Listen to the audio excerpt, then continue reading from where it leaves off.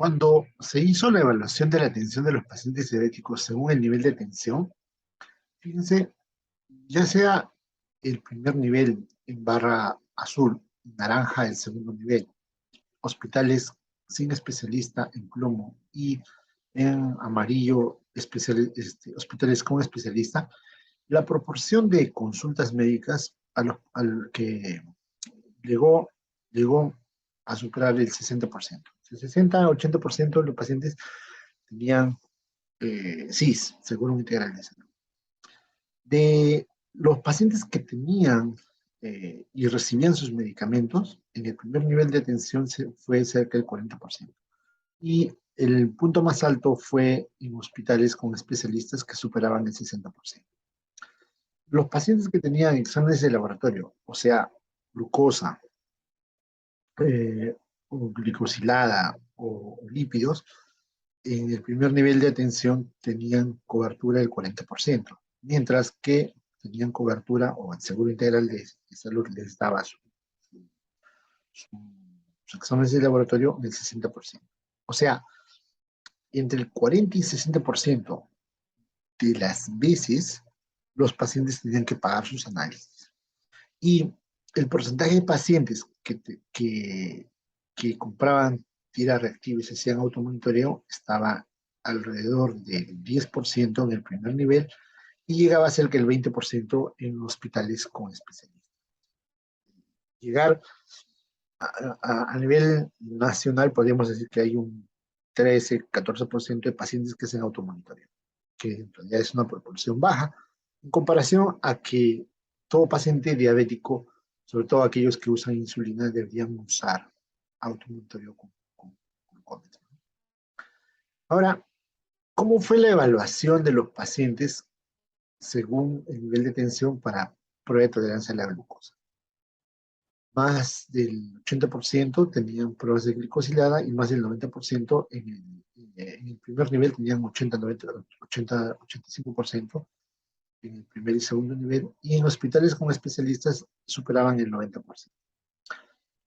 ¿Qué porcentaje de pacientes tenían hemoglobina glicosilada? En el primer nivel, solo el 20% tenía hemoglobina glicosilada, en comparación con el 55% de hospitales con especialistas. Se entiende por la complejidad que esto pueda ser factible, pero el dato es que solo el 20% de los pacientes en el primer nivel de atención tienen acceso a hemoglobina glicosilada, y considerando que este es el gol estándar para el manejo de la diabetes, considerando que todo paciente diabético debería tener acceso a una hemoglobina glicosilada por lo menos cada 3 meses. Entonces, diríamos que 80% de los diabéticos que se manejan en el primer nivel de atención en el Perú no acceden a hemoglobina glicosilada. Por ende, hay un 80% de pacientes que se manejan solamente con glucosa o de repente solamente con controles de glucosa esporádicos. El número de atenciones, por ejemplo, en promedio es de 2.5, o sea, 2 o 3 consultas al año por paciente, sin hemoglobina glicosilada. Entonces, estamos hablando de un manejo que es muy empírico, que por ende, a la larga, vamos a tener niveles de hemoglobina glicosilada altas, complicaciones, mayor tasa de enfermedad renal, retinopatía, infartos y fallecimiento, ¿no? Con el costo que eso implica. En el primer nivel de tensión, el 28% tiene LDL en comparación al 48% de hospitales con especialistas. Creatinina también, un 30% versus 50% entre primer nivel y hospitales con especialistas. Y evaluación de pie, eso fue algo interesante. Nosotros ya empezamos a estimular a los médicos de primer nivel que empiecen a evaluar pie diabético. Y la evaluación de pie diabético en los centros de primer nivel fue cerca de 10%, y en hospitales fue 5%. Eso nos llamó mucho la atención, pero en ambos grupos el porcentaje de pacientes que tienen evaluación de pie diabético es alrededor del 10%. O sea, 90% de los pacientes con diabetes no acceden a una evaluación de pie diabético. Y lo mismo, en evaluación de fondo de ojo, menos del 10% en todos los niveles tienen evaluación de fondo de ojo. Entonces, no es de extrañar que en el futuro tengamos más pacientes con pie diabético y más pacientes con retinopatía, porque no las estamos evaluando, no estamos prestando la debida atención, ¿no? Entonces, tenemos que implementar nuestros centros para evaluar pie diabético y para evaluar ojo y para evaluar riñón y también LDL y hemoglobina glicosídada. Entonces, las evaluaciones que hemos hecho con el proyecto Freddy, con la Fundación Mundial de la Diabetes, indican que más o menos control de la glucosa menor de 130 en el 43%, hemoglobina glicosilada menor de 7 en el 40%, es un porcentaje interesante, pero solamente se evalúa al 20% de pacientes que tienen hemoglobina glicosilada, ¿no? LDL menor de 100 en el 36% y tasa de filtración glomerular mayor de 90 en el 45%. Significa que 55% de la población diabética tiene algún grado de enfermedad renal crónica, estadio 2 o 3 o 4, ¿no? ¿Qué hemos encontrado en el primer nivel de atención? Pues que la población tenía hasta un 70% acceso al salud integral de salud, 78% no tenía acceso a hemoglobina glicosilada, 70% no tenía acceso a control de lípidos, 89% no accede a evaluación del riesgo de diabético, 95% no accede a fondo de ojo, 40% recibe su medicamento completo, ya sea metformina y glibenclamida, no hay acceso a insulina, a pesar de que 30% de ellos tienen hemoglobina glicosilada más de 9 y ellos deberían recibir insulina. 88% no accede a automonitoreo y, como les decía, el costo de la medicación en las farmacias privadas es elevada hasta 10 veces más que en los hospitales. El entrenamiento al personal de salud es limitado y el equipamiento es limitado. Eso del equipamiento lo vamos a ver más adelante porque hay una evaluación de la OMS en relación al equipamiento en Perú. En el tercer nivel de atención, ¿qué encontramos? Que el tiempo de espera a la consulta es de 1 a 3 meses. Las consultas en hospitales se acaban en horas. Si es que el paciente no estuvo, por ejemplo, el día 20 a las 6 de la mañana, no hizo su fila para sacar cita para el siguiente mes, en 5 horas ya no hay cupos para el siguiente mes. Entonces, si no llegó ese día a esa hora, tiene que esperar otro mes para su siguiente cita. Y eso se repite en todos los hospitales. Y si es el seguro social, pues es más complicado porque tienes que hacer una cita tienes que esperar entre 1 a mes y medio para que te den tu cita. Luego que te dan tu cita, te dan tus exámenes. Y el tiempo de espera para los exámenes es entre 1 mes a mes y medio. Y luego que te haces los exámenes, para que nuevamente tengas cita, es entre 1 mes y mes y medio. Entonces, eh, esperas 1 mes y medio para tu chequeo y luego para que evalúen ese chequeo es 3 meses. O sea, más o menos esperas como 4 meses y medio para que tengas una evaluación, te chequeen, te hagas tus exámenes y te evalúen ese examen. Es un tiempo muy largo que a la larga uno evalúa la glucosa de hace mes y medio, entonces no tiene mucho sentido, ¿no? Creo que eso podría mejorar en establecimientos del seguro social. En el tercer nivel hemos encontrado una alta demanda de pacientes diabéticos complicados, en especial pie diabético, falla renal terminal, retinopatía. Hay limitado abastecimiento de medicamentos, en especial para población vulnerable. Hablamos de población vulnerable, pacientes con enfermedad renal crónica terminal, pacientes con insuficiencia cardíaca, pacientes adultos mayores y pacientes con diabetes tipo 1. Entonces, hay un limitado acceso a estos medicamentos, puesto que a la fecha hay medicamentos que tienen oportunidad, dan seguridad cardiovascular o seguridad renal, y hay insulinas que tienen un mejor perfil y provocan menos hipoglicemias en los adultos mayores y en los diabéticos tipo 1.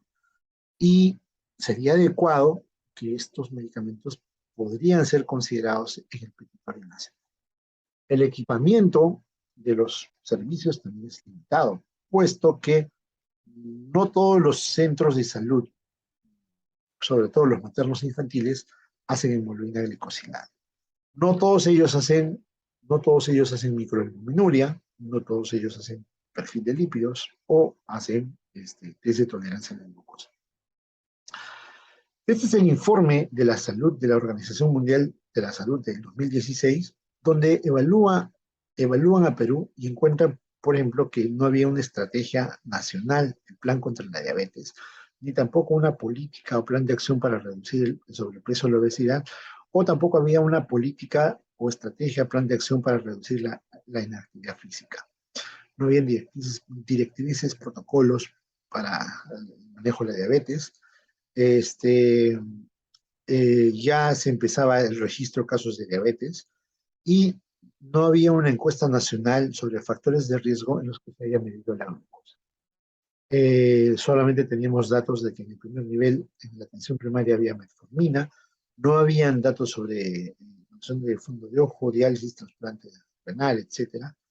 No habían datos tampoco sobre los exámenes que se hacían en el primer nivel de atención. Por ejemplo, medición de glucosa, si se hacía, prueba de tolerancia oral no había datos, glicosilada no había datos, dilatación con oftalmoscopía con dilatación tampoco, evaluación de monofilamento, diapasón o glucosa y cetonas en orina tampoco había datos. Y el, el, eh, el año 2021 se realizó este estudio, es una investigación publicada por la Organización Panamericana de la Salud, donde hace un flash, un corte de cómo está la prevención de la diabetes y el control de la diabetes en las Américas. Solamente voy a mostrar datos sobre la región andina, pero si quieren buscar en la bibliografía, están todos los países de Latinoamérica y de la Organización Panamericana. Y, por ejemplo, en lo que se refiere a políticas, planes de acción, acciones integradas para enfermedades no transmisibles o un especial para diabetes, Perú ya tiene dos estrategias de políticas para el control de la diabetes. En lo que se refiere a estudios estudios nacionales donde se reporta la glucosa, Perú tiene ya uno en 2017. Guías, protocolos, el manejo estándar de la diabetes, Perú ya cuenta con ello. Y que esté más del 50% de establecimientos de primer nivel, también ya eso, ha habido una mejora en relación a las guías, protocolos en el primer nivel de atención. En lo que se refiere a la disponibilidad de medicamentos esenciales para el manejo de la diabetes, en más del 50% de los establecimientos de primer nivel, en lo que se refiere a insulina, metformina y sulfonilureas, fíjense, Colombia y Ecuador tienen insulina, metformina y sulfonilureas en el primer nivel de atención. Lo mismo Venezuela y Perú solamente ha reportado metformina y sulfonilureas. Conversando con la Estrategia Nacional de Diabetes, ya se está haciendo algunos cambios en las guías de manejo de la diabetes, de tal forma que va a haber disponibilidad de insulina en los establecimientos que sean centros maternos infantiles. De hecho, ellos tienen cadena de frío y también, de hecho, hay algunos centros que tienen ya entrenamiento en el manejo de la diabetes. Esperemos que eso se siga ampliando, que todos los médicos en el primer nivel de atención que tengan cadena de frío y que puedan manejar, almacenar insulina, puedan usarla, ¿no? Sobre la disponibilidad de tecnologías para el manejo o estudio de la diabetes en más del 50% de los establecimientos de atención primaria, se encontró que en Perú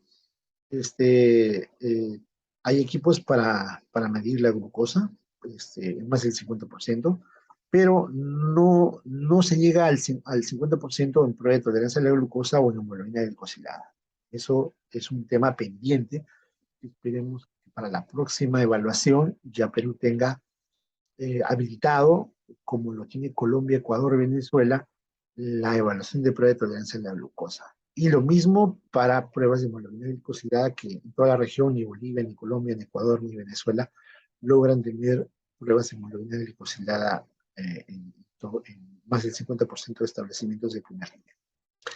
En lo que se refiere a la disponibilidad para evaluar, por ejemplo, fondo de ojo, monofilamento, o para evaluar cetonas en tiras de orina, Perú no llega al 50% en el examen de fondo de ojo, tampoco en evaluación de monofilamento, y sí lo logra en tiras de glucosa, ¿no? Quizás estamos muy parecidos a Colombia y Ecuador. Estamos un poco mejor que Bolivia y Venezuela.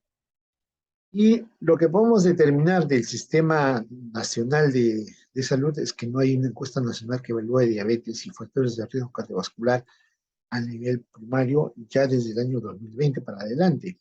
El petitorio nacional de medicamentos sigue siendo una barrera para el adecuado acceso a medicamentos, sobre todo a población vulnerable como pacientes con insuficiencia, enfermedad renal crónica, pacientes con insuficiencia cardíaca, adultos mayores y diabéticos tipo 1. Es necesario que se actualice la política de prevención de la diabetes y sus complicaciones, y se necesita también mejorar la capacitación de los profesionales, mejorar el equipamiento de hemoglobina glicosilada, lípidos, microalbuminuria en establecimientos de primer nivel de atención, y especialmente mejorar el petitorio nacional de medicamentos, ¿no? ¿Qué complicaciones o consecuencias va a tener este sistema de salud? Pues los pacientes no van a cumplir adecuadamente su tratamiento porque no tienen las citas adecuadas, no hay un abastecimiento adecuado de medicamentos, hay un mal control metabólico, hay una mayor frecuencia de complicaciones agudas y crónicas, y por ende disminuye la calidad de vida de los pacientes y las complicaciones van a ir en aumento. ¿Qué pasó en la etapa de pandemia, del COVID-19? Pues hemos vivido ya 4 olas, 9, 20. En 2020 pasamos 2 olas severas, ya la tercera ola que fue en principios de 2022, que fue muy alta, pero que la mortalidad no fue muy elevada debido a la vacunación. Ya estamos pasando la cuarta ola. Y la sala situacional del MINSA, por ejemplo, muestra que hemos tenido más de 1.200.000 pacientes positivos, pruebas rápidas positivas casi 1.000.000, y hemos tenido fallecidos 214.303 pacientes, una letalidad del 5.4%, ¿no? Actualmente en la cuarta ola, los lugares donde más COVID ha habido ha sido el norte, con Piura, Tumbes, La Libertad, y luego Cusco, en el sur, Cusco, y en la selva, Ucayali, ¿no? También algunos datos interesantes es que los fallecidos han sido más varones, han sido más a partir de los 50 años, con un pico entre los 60 y 70 años. Y el número de fallecidos entre la primera y segunda ola ha sido muy elevado en comparación a la tercera y cuarta ola.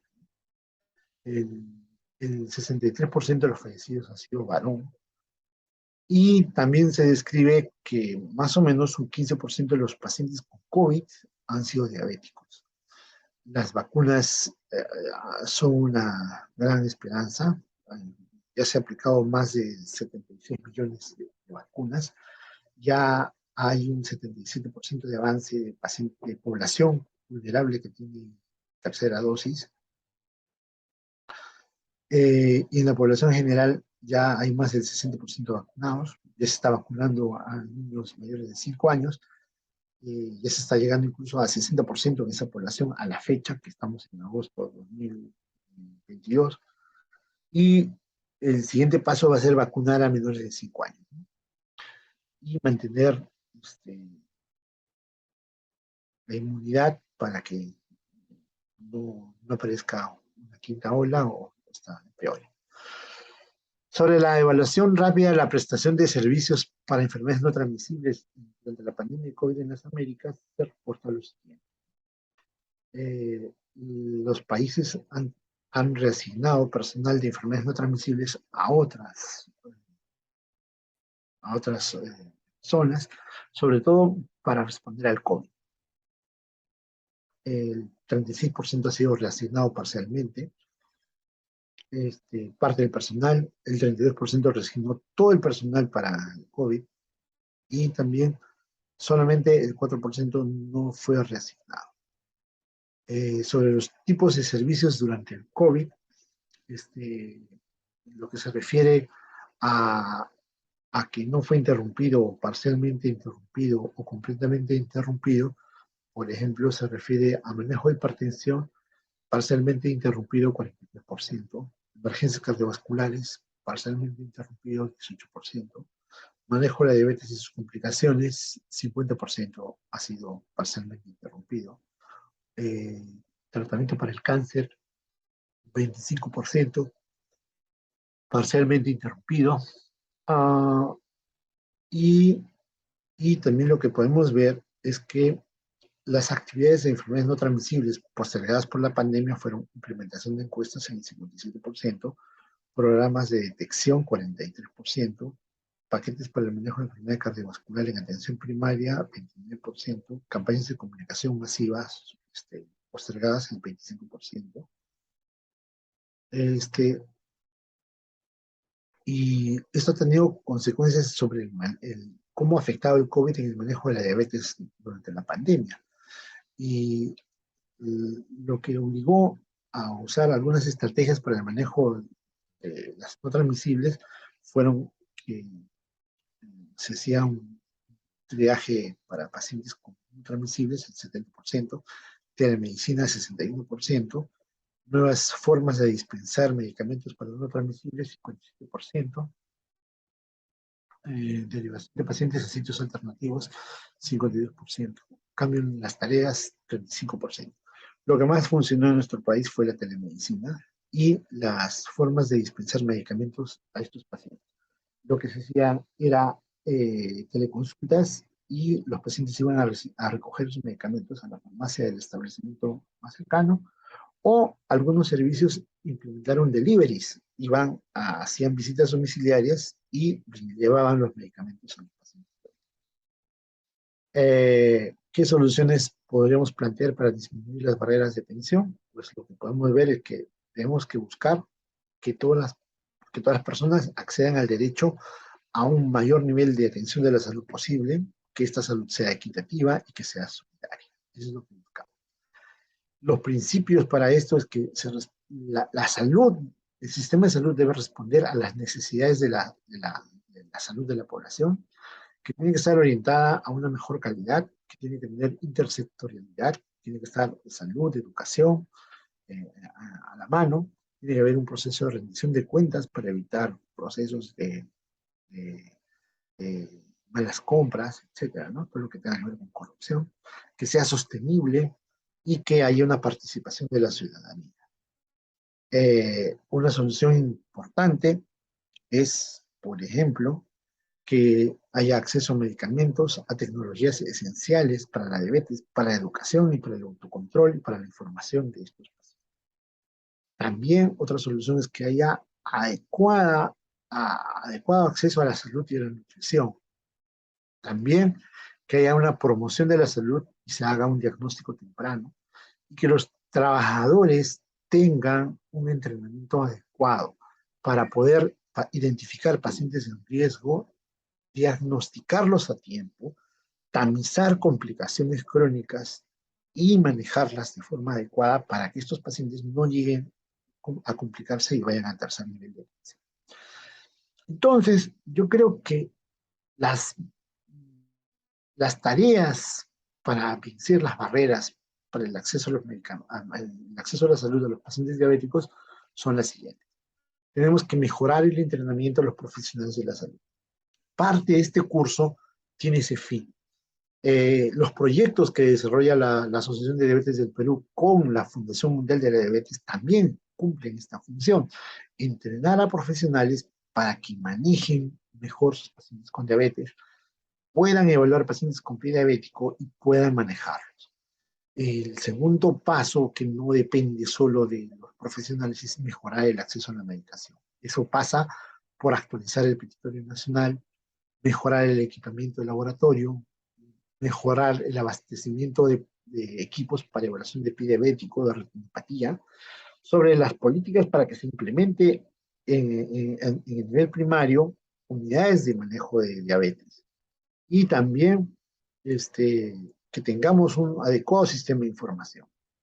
Eh, eh, mis conclusiones son que nuestro sistema de salud lamentablemente es fragmentado, con un presupuesto limitado y que tiene diferentes barreras para la atención de la salud de los pacientes diabéticos. Tiene que ver con el acceso a la atención de la salud, que tiene que ver con barreras geográficas, económicas, culturales, el acceso a medicamentos, que tiene que ver no solamente con el abastecimiento de medicamentos, sino con el petitorio nacional de medicamentos, el acceso a exámenes auxiliares, que tiene que ver con el abastecimiento de equipos a los establecimientos de primer nivel de atención, el adecuado entrenamiento a los profesionales de la salud, las coberturas de salud que debemos tener. No tenemos metas de cobertura para hemoglobina glicosilada, para lípidos, para microalbuminuria, que deberíamos, así como tenemos una meta de cobertura para vacunas, deberíamos tener una meta de cobertura para hemoglobina glicosilada. La infraestructura limitada que tenemos, la sobrecarga de tareas que hay en los profesionales de primer nivel, donde tienen que ver múltiples programas, los presupuestos, la ejecución de ellos. Y bueno, se requiere mejorar el sistema de salud para que mejore la atención a los pacientes con enfermedades no transmisibles. Recuerden que el lugar del mundo donde se vive afecta enormemente el acceso a los servicios de la salud. Si nosotros tenemos un sistema de salud que tenga una adecuada cobertura, medicación, profesionales educados, pues estos pacientes van a estar mejor protegidos que en aquellos lugares donde no tenemos guías, no tenemos medicamentos, no tenemos profesionales entrenados, no hay exámenes auxiliares adecuados o el abastecimiento es limitado. Entonces, esperamos que en el futuro el sistema mejore, se fortalezca. Ha cambiado. En los últimos 10 años hemos visto que ha mejorado, pero esperamos también que siga mejorando por el bien de nosotros. Muchas gracias. Cualquier consulta, este es mi correo electrónico y estaré encantado de responderlas por este medio. Y también les deseo que sigan revisando sus temas y ya estaremos viéndonos en otro tema para seguir desarrollando el 7º curso de ecuación de diabetes. Muchas gracias.